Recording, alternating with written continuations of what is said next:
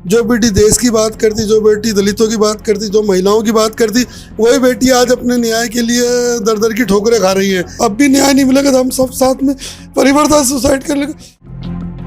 UP की Nagina seat से सांसद और भीम आर्मी संस्थापक चंद्रशेखर पर यौन उत्पीड़न का गंभीर आरोप लगाया गया है।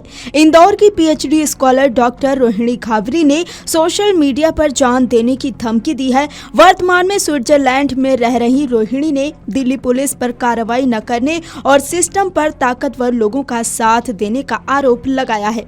इसके साथ ही पीएम मोदी को टैग कर न्याय की गुहार लगाई है। ये मामला सामने आते ही राजनीतिक हलकों में भी हड़कंप मच गया है। वहीं अब इस मामले पर अमर उजाला ने इंदौर में रह रहे रोहिणी घावरी के माता पिता से बात की। देखिए रोहिणी घावरी के माता पिता ने अपनी बेटी द्वारा लगाए गए आरोपों को लेकर क्या कुछ कहा है। नमस्कार, मैं अमर उजाला से अर्जुन रिछारिया। उत्तर प्रदेश की नगीना सीट से सांसद चंद्रशेखर आजाद पर गंभीर आरोप लगे हैं। डॉक्टर रोहिणी घावरी जो इस समय स्विट्जरलैंड में पढ़ाई कर रही हैं, उन्होंने सांसद के ऊपर गंभीर आरोप लगाए हैं और लगातार एक के बाद एक कई वीडियो जारी किए हैं। उनका यह भी कहना है कि झूठ बोलकर उनका शोषण किया गया और वो कई साल से परेशान है, लेकिन पुलिस एफआईआर तक दर्ज नहीं कर रही है। आज रोहिणी के माता पिता हमारे साथ हैं, जिन्होंने बचपन से लेकर स्विट्जरलैंड भेजने तक दिन रात मेहनत करके उसे उच्च शिक्षा के लिए भेजा और आज वो क्या फेस कर रहे हैं और किस तरह से ये सारा मामला चलता रहा, उन सभी विषयों में हम उनसे बात करेंगे। आज जो परिस्थितियां बनी हैं, जो भी रोहिणी के साथ हो रहा है, लगातार आप भी दिल्ली में रहे, प्रयास करते रहे कि उसको न्याय मिले। ये पहली बार आपको कब पता पड़ा था कि ये सब चल रहा है? रोहिणी ने पहली बार कब बताया आपको? 23-24 के माध्यम से ही 2023 या 24 में ये लगा कि ये बिटिया और ये ज़्यादा क्लोज आ गए। यहाँ बिटिया बार बार उसी का जिक्र करती थी, बार बार बोलते थे कि ये वीडियो कॉलिंग पे मेरे से बात करते हैं और समाज हित की बातें करते हैं। इस तरीके की शुरुआत इनसे हुई, कहने का मतलब। उसके बीच में मालूम पड़ा कि जब इंडिया भारत आई पहली बार, उस समय एयरपोर्ट पे ही जब उनकी कनेक्टिविटी थी, इंदौर की फ़्लाइट थी, तो उस फ्लाइट को भी कैंसिल करवा के इन्होंने वहाँ पे दिल्ली एयरपोर्ट पे इसको रोक लिया कि हम इसको समाज के हित में उससे बात करके ले गए कि समाज के मुद्दों के ऊपर कोई मीटिंग हो रही है, उसमें लेके जा रहे हैं आप। तो वो फ्लाइट रुक गई, तो वो भी वहाँ पे दिल्ली में रुक गई। तो बीच में इन्होंने फिर कहीं ठहराया उनको होटल में, और वहाँ जाके इन्होंने क्या मालूम दबाव बनाया या लोभ लालच दिया और इस तरीके का जिन्होंने कृत्य को अंजाम दिया, उन्होंने उसको शारीरिक शोषण किया। तो जब आप लोग बिटिया ने बताया कि ये सब गलत हुआ है, मेरे साथ मुझे धोखे में रखा गया, आप एफआईआर दर्ज कराने के लिए, जैसे आप बता रहे थे, दिल्ली में आप भी लंबे समय रहे, पुलिस वालों से बातचीत करी, अधिकारियों से बातचीत की कि इसके न्याय मिले, एफआईआर दर्ज हो।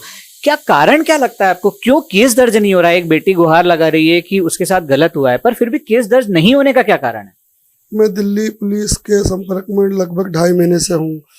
दिल्ली में जब उस समय सीपी अरोरा साहब, संजय अरोरा साहब रहे थे, उनको 31 तारीख को रिटायरमेंट, उनसे मिला। मैं खुद फेस टू फेस गया, 1-to-1 गया। बिटिया ने जब ऑनलाइन कंप्लेन करी थी, उनको कंप्लेन देने के बाद में जब मैं उनसे मिला तो मेरे को ऐसा लगा, उन्होंने आश्वासन दिया कि 8% आपकी तत्काल जैसी बेटी आएगी आपकी कार्रवाई हो जाएगी। पहले तो आप IGI थाने में जाओ कि उससे संबंधित मामला है। तो IGI थाने में जब हम गए, पूरी डिटेल ली उन्होंने, पूरा एप्लीकेशन ली। वहाँ पे हमने आवक जावक में उनको करवा के वहाँ के ACP यादव साहब से मिले, SHO से मिले, उनसे बातचीत करी। तो बोले ठीक है, हम इसमें थोड़ा बहुत जांच पड़ताल कर लेते हैं और हम उसको करके तत्काल FIR दर्ज कर देंगे, आप आ गए हैं तो। फिर उनका मेरे को 2-3 रोज बाद फिर फ़ोन आया कि ठीक है, आप आपकी बेटी को बुलवा लीजिए और हम FIR दर्ज कर देंगे। इस तरीके से बोला कि बेटी तभी नहीं आ सकती, आपको जब ऑनलाइन कंप्लेन कर दी।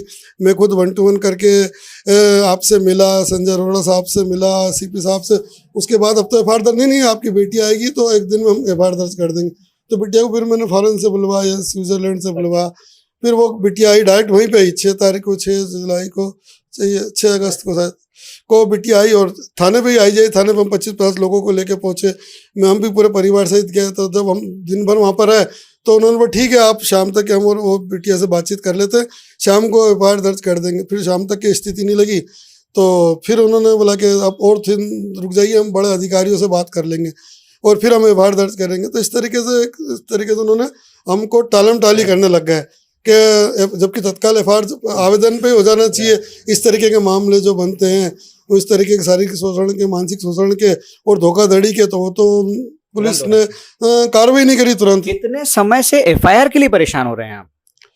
हम देखिए ना, बेटी पढ़ाओ की बात करती है केंद्र सरकार, बीजेपी की सरकार है, और उन्हीं के नाक के नीचे जो स्टेट में भी उनकी सरकार है, बीजेपी की सरकार है, महिला आयोग है। तमाम तरीके का आयोग होने के बाद भी देखो न्याय की गुहार करने के लिए बिटिया और मैं 3 महीने से सतत प्रयास कर रहे हैं। 3 महीने से हम देख रहे हैं कैसे भी करके इस पे एफआईआर दर्ज हो जा। हमारे कहने सारा एविडेंस है, सारे प्रूफ है। अब तो सोशल मीडिया पे भी डालने लगी बिटिया, जब वो आम जनता के बीच में सोशल मीडिया के माध्यम से जनता के बीच पहुंचा रही कि देखो इतने गवाह होने के बाद, इतने सबूत होने के बाद में पुलिस कार्रवाई नहीं कर रही। यहाँ पर हम बताना चाहेंगे कि रोहिणी वाल्मीकि समाज से आती है और वो पीएचडी कर रही है स्विट्जरलैंड में उच्च शिक्षा के लिए। यूएन में, यूनाइटेड नेशंस में भारत को वो रिप्रेजेंट करती है। उसने ये कहा है थक हार के अंत में कि अगर उसे न्याय नहीं मिलेगा तो वो सुसाइड कर सकती है। वो यूएन में ये बात भारत की रखेगी किस तरह से बेटियों के साथ गलत हो रहा है। इतनी मजबूर हो गई है वो। क्या आपको लगता है कि किस तरह से आज आप एक पिता हैं, बहुत आप जब आपको रात में पता पड़ा उसने मैसेज डाला तो कैसा लगा आपको? क्या हुआ, स्थिति क्या थी घर में? 3 बार इंडिया को रिप्रेजेंट किया है बिटिया ने। एक बार दलितों के ऊपर बात करी, एक बार राम मंदिर के ऊपर आपके अमर उजाला के माध्यम से भी उन्होंने इस चीज़ को, यानी कि वो के माध्यम से गई थी बात देश के लोगों के बीच में कि जो बेटी देश की बात करती, जो बेटी दलितों की बात करती, जो महिलाओं की बात करती, वही बेटी आज अपने न्याय के लिए दर दर की ठोकरें खा रही है। दिल्ली में पुलिस के लिए कितनी कार्रवाई जल्दी होना चाहिए, इसका नमूना आप देख चुके कि बिटिया 3 महीने से थक हार के आज उसको ये नौबत आ गई कि सुसाइड की स्टेज पे जा चुकी है। और कभी भी निश्चित ही हम बड़ी मुश्किल से बचा पा रहे, कभी सुसाइड कर लिया और उसने सुसाइड कर लिया तो हम बाप माँ भी सुसाइड कर लेंगे। हमारा जीना भी दोबारा कि जो बेटी इस लेवल पे पहुंची, जिस मुकाम पे हासिल किया, उसके बाद भी न्याय की प्रणाली से दुखी होकर, केंद्र सरकार से दुखी होकर, दिल्ली पुलिस से दुखी होकर सुसाइड कर ले तो इससे ज़्यादा दुख की बात क्या हो सकती है कि हम भी सुसाइड कर लेंगे। हमारा जीना भी फिर किस काम का। बहुजन समाज की राजनीति करते हैं चंद्रशेखर और बेटियों के उत्थान की बात करते हैं। ये जो पूरा घटनाक्रम हुआ है, आप खुद समाज से जुड़े हुए हैं, समाज में सक्रिय रहे, समाज के लिए आप हमेशा कुछ ना कुछ करते रहे। क्या कहना चाहेंगे आप कि इस तरह के नेता आज जो बहुजन समाज की राजनीति करते हैं, क्या कहना चाहेंगे चंद्रशेखर के ऊपर आप? देखिए, मैं खुद भी सामाजिक कार्यकर्ता हूँ, 35 साल से समाज सेवा कर रहा हूँ और मैंने देखा करीब से कि रेगर, मोची, भामी, अहिरवार सब समाज मिलके एकजुट रहेंगे जब भी समाज का उत्थान होगा। और इसी माध्यम से बिटिया भी उनसे करीबी भाई, 2 दलित एक्टिविस्ट थी, अम्बेडकराइज थी बिटिया। और जब ये लगा कि यार अब ये तो आदमी साथ में रह के घात कर रहा है, साथ में रह के महिलाओं के साथ में यौन शोषण कर रहा है, अन्य महिलाओं का भी जिक्र हुआ, महिलाओं का शोषण करा उन्होंने। अच्छा, ये करीबी उनके करीबी ने बताया। और जब हमने देखा कि 2017 पे भी यौन शोषण का मुकदमा इन पे दर्ज हो चुका है, एफआईआर हो चुकी है, गिरफ्तारी हुई है इन पे, बिटिया ने सब खंगाला ये सब चीजें। तो इस तरीके से ये इतना होने के बाद भी देखो, एक जो काबिल बेटी उनके साथ भी इस तरह का कृत्य करना कितना घिनौना कृत्य मानेंगे आप इस चीज को कि पहले कर चुका और अब फिर इसने किया। तो ये क्या दलितों का चेहरा बनेगा? क्या महिलाओं को या दलितों का विश्वास इस पे रहेगा?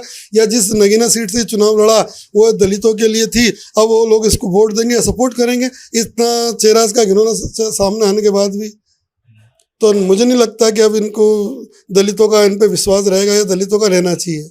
क्योंकि इतना कुकृत्य करने के बाद में इतना बेशर्मी से अभी भी बोल रहा है कि मैं समाज का चेहरा हूँ, दलितों का चेहरा हूँ। भीम के नाम को ले जा रहे हैं, भीम आर्मी बना के भीम का नाम को ले जाके कितने बाबा साहब भीमराव अम्बेडकर कितने अपने चेहरे से कितने साफ सुथरे थे। और उनके नाम को एक पार्टी बनाने के बाद में वो महिलाओं का शोषण कर रहा है वो। तो ये तो बहुत घटिया किस्म की राजनीति कर रहे हैं। अब जिस तरह से स्थितियां बन चुकी हैं, आप एक तरह से हार चुके हैं, जो आपका दर्द है वो झलक रहा है। आगे आपने बेटी को क्या समझा है, क्या करेंगे आप? अब बेटी वहाँ विदेश में रह के ऐसे काम करेगी तो हम तो उसकी लाश को नहीं ला पाएंगे। तो बेटी को हमने बोला बेटी तो इंडिया में आ जा, इंडिया में अगर अब भी न्याय नहीं मिलेगा तो हम सब साथ में परिवार साथ सुसाइड कर लेंगे। तो जिए तो साथ में ही मरेंगे, क्यों अकेली रह के वहाँ मरेगी? वो अकेली वहाँ मरना चाहती थी। हमने बोला बेटा देश में आ जा, देश में आके हम इस चीज़ को आवाज़ उठाएंगे। अंतिम समय में भी यदि इस चीज़ को नहीं सुना गया तो हम साथ में सुसाइड कर लेंगे। वो आके ले रही तू क्यों सुसाइड करे, हम भी तेरे लिए यूँ भी जीवित नहीं रहेंगे, तू मरेगी तो यहाँ रह के हम साथ में सुसाइड करेंगे। यहाँ हम आमरण अनशन करेंगे, यहाँ हम सुसाइड की नौबत आएगी तो साथ में सुसाइड करेंगे।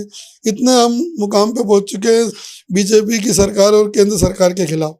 एक पिता का दर्द है, उनकी आंखों से झलकते हुए आंसू ये बता रहे हैं कि किस हद तक वो टूट चुके हैं अपनी बेटी को न्याय दिलाने की इस प्रक्रिया में। सारे सबूत देने के बाद, सारे वीडियो जारी करने के बाद एफआईआर तक दर्ज नहीं हुई और यह पूरा दृश्य चीख चीख कर यह बता रहा है कि देश में आज भी बेटियों को न्याय के लिए कितना संघर्ष करना पड़ रहा है। हमारे साथ में रोहिणी की माँ भी हैं, उनसे भी जानना चाहेंगे कि परिवार एक बहुत ही दर्दनाक आज परिस्थिति में है। जब कल आपने ये मैसेज देखे, जब रोहिणी ने लिखा कि मैं कुछ खा लूंगी या सुसाइड कर लूंगी, एक माँ के रूप में कितना तकलीफदायक कल रात निकली होगी, कितना दर्द हुआ आपको, किस तरह से आप लोग रात भर रहे? सर मेरे को तो रात भर नींद भी नहीं आई, ना खाना अच्छा लगा कि मेरी बेटी इतनी दूर होके ऐसी बातें कर रही है, तो मेरा तो ध्यान पूरा वहीं पे ही था सर।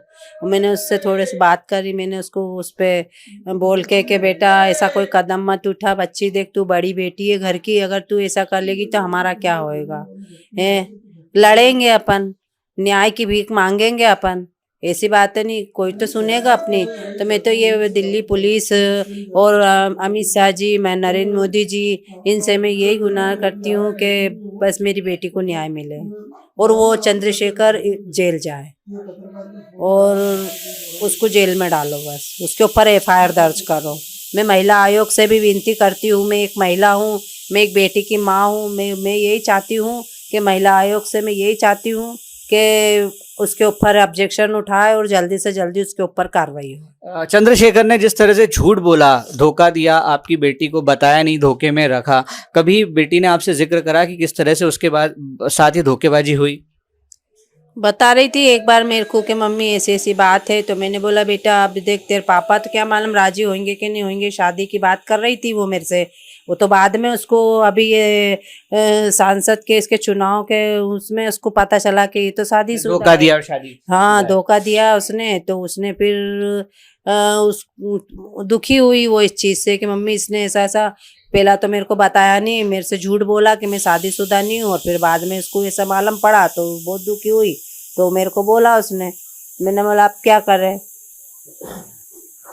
रोहिणी के पिता ने पूरा दृश्य बताया किस तरह से ये शुरुआत हुई।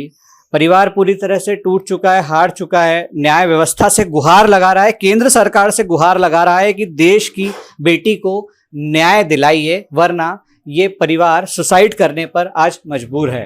मैं अमर उजाला से अर्जुन रिछारिया। अगर आप ये वीडियो YouTube पर देख रहे हैं तो हमारे चैनल को सब्सक्राइब कर बेल आइकन दबाएं, और Facebook पर देख रहे हैं तो हमारे पेज को लाइक करें।